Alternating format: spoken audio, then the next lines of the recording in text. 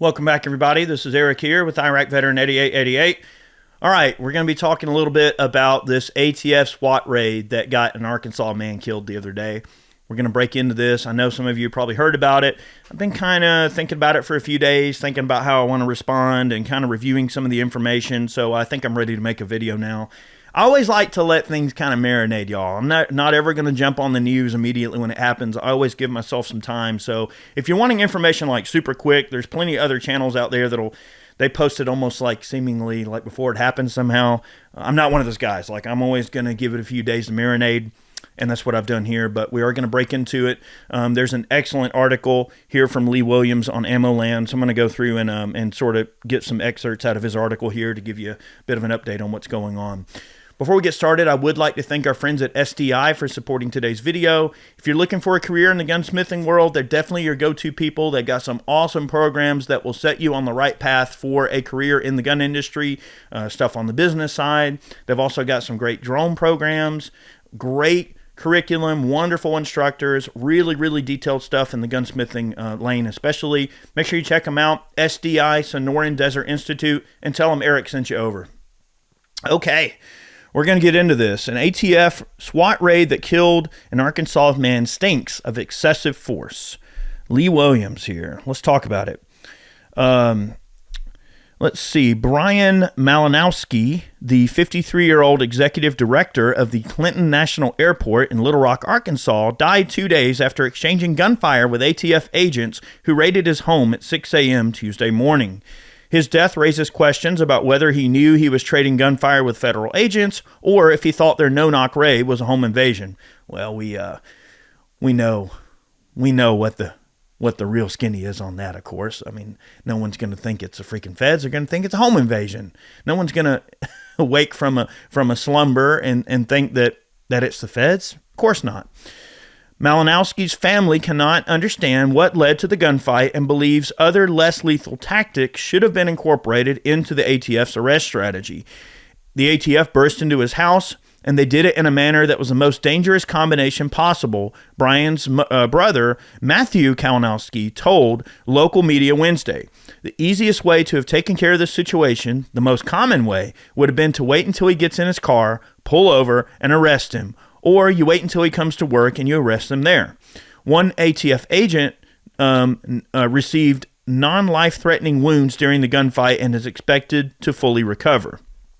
After the ATF SWAT team breached the front door, an agent whose name has not been publicly released shot Brian Malinowski in the head and what his brother described as a high-caliber rifle. In government speak, an assault rifle. Private sales to prohibited persons. So this is what this all stems down to. And again, I think it's a nothing burger. However, let's see what their justification is. According to the ATF search warrant affidavit, Malinowski was suspected of selling guns at gun shows without a federal firearms license, including several sales to prohibited persons. The affidavit states that he purchased 142 firearms from 2019 to 2023. 6 handguns he sold were later used in crimes, the affidavit states. One of those arrested cooperated with the ATF. In addition, undercover ATF agents bought 3 guns from Malinowski at a gun show. That's where he screwed up right there, was selling them to the feds. Malinowski was operating as a vendor with approximately 2 to 3 tables by himself. The tables that Malinowski was operating had a rack with AR-style pistols, 2 containers with various pistols, and several boxes of various types of ammunition. Underneath the table were recognizable gun boxes and other firearms not on display. The first undercover agent approached Malinowski, who began describing various firearms he had on display. Those firearms included pistols manufactured by Glock, Sky, and Beretta. Malinowski further described the AR style pistols as not considered rifles because they did not have an arm brace on them. Malinowski stated he sells at gun shows in Brenton, Conway, Arkansas, and at a music hall in Memphis, Tennessee. And basically it just goes on to say that he did state that the customer had to be over 21 and that he receives payment via cash, PayPal, and Zelle. So basically they set up a sting operation more or less. You know, the feds honeypotted him into that or whatever. So let's see.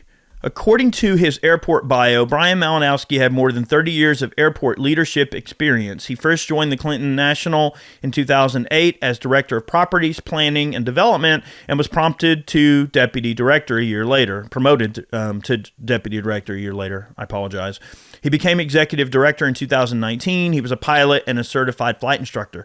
So definitely not your run-of-the-mill person, just a guy that, I doubt that there was some malicious intent that he was going out of his way to sell guns to bad people. He was just simply, one could argue that he was just, parting with some of his gun collection, and he did it in a way that the feds were obviously not happy with.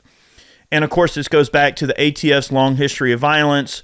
I mean, I'm not going to go here, but let's say, Ruby Ridge, Waco. I mean, there's plenty of situations where the ATF has absolutely used excessive force to the tune of many people dying in the process, okay? Let's see. The raid prompted Fincher State Representative Justin J.J. Humphrey to call for a state grand jury to investigate the ATF's conduct. Humphrey, who has served as a law enforcement officer for more than 30 years, prepared a probable cause affidavit that he presented to the Oklahoma City General and Fincher's local sheriff, which outlines the crimes and civil rights violations he believed ATF agents committed while they sent the 12-man SWAT team to Fincher's home. I struggle with seeking charges against fellow police officers, Humphrey wrote in the affidavit. However, it appears the ATF is abusing their police powers and violating their oaths of office. I believe the ATF has committed crimes and violated Fincher's rights and due process of law. Officials at the ATF's Little Rock field office did not return calls seeking their comments for the story. So basically, it's just more of the same, y'all. But here's the issue, right? They're going to treat you like you are the worst criminal ever if they ever suspect that you're doing anything that runs awry of what they say you shouldn't be doing. Right? Whether that's, look at Matt Hoover's case with those auto key cards, which was a big nothing burger at the end of the day, right? But yet they threw the guy under the bus, right? Look at the situation here with this gentleman in Arkansas, right?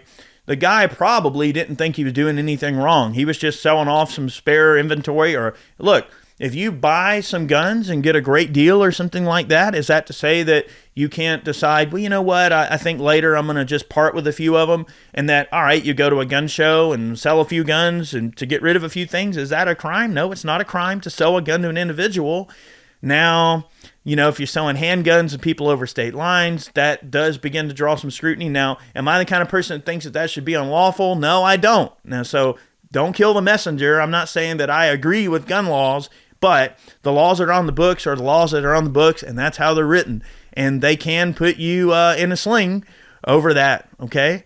So is that to say when he was traveling to Nashville and running guns over state lines that he wasn't breaking the laws? Now, again, I don't agree with the laws, but I'm just saying that those are the laws.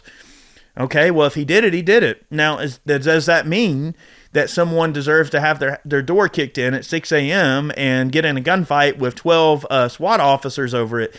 I think there's a lot better ways they could have handled this. Okay, if the guy broke some law, look, there should be certain things that are taken into account with this sort of thing, right?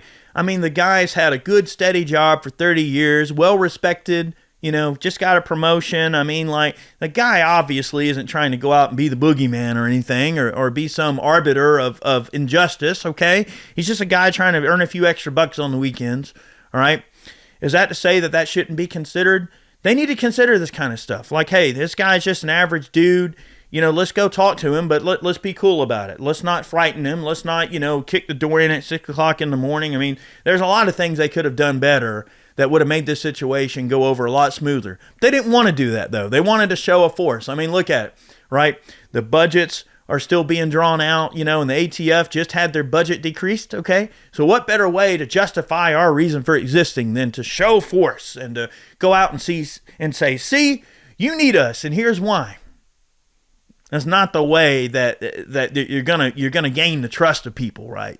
If you want folks to be cooperative with your investigative efforts, it's probably best to maybe not go in their house and murder them at 6 o'clock in the morning, okay?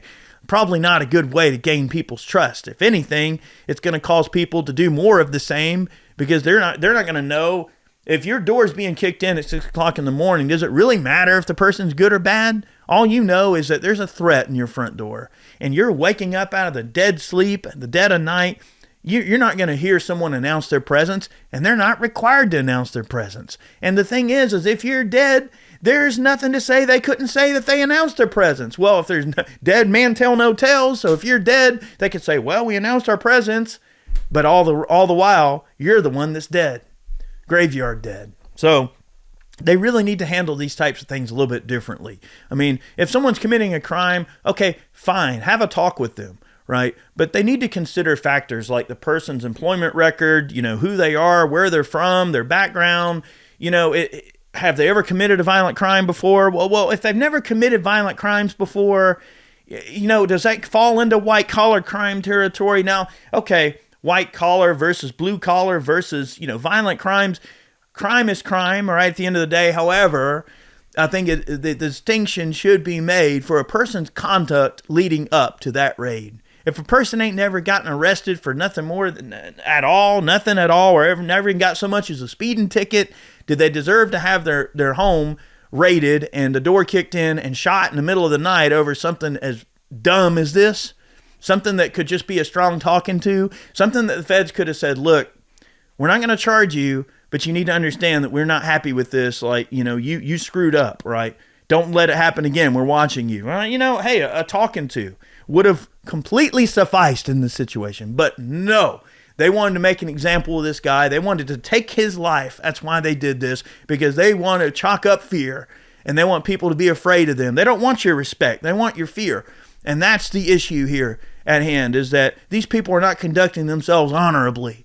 And that is the problem that most of us take issue with. It's not the fact that there's laws and we have to enforce laws. It's that the laws need to be enforced fairly. And we don't need to have a two-tier justice system. And we don't need to have a group of freaking thugs who are going to kick in your door and shoot you in the middle of the night over something that's a nothing burger.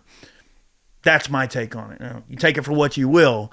But I think that this definitely stinks of excessive force, and it stinks of a bunch of pussification of our law enforcement community.